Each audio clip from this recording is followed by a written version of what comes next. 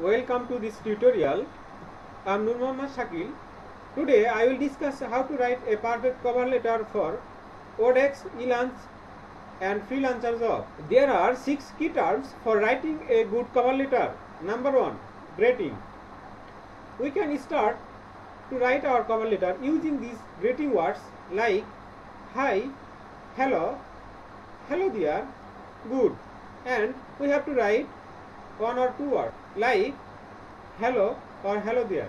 Number 2. Respond. According to the job description, we can respond writing these words like agree, disagree or question, and we have to write 2 or 4 sentences for responding about the job description. Number 3. Qualification. We have to highlight minimum 1 qualification which is matching to the job description, and we have to write 2 or 3 sentences about our qualification. Number 4. Approach. That means working process, and we have to write 3 or 4 unique points about our working process. Number 5. Sample. That means example of previous work. We have to attach a file of our previous work. Number 6.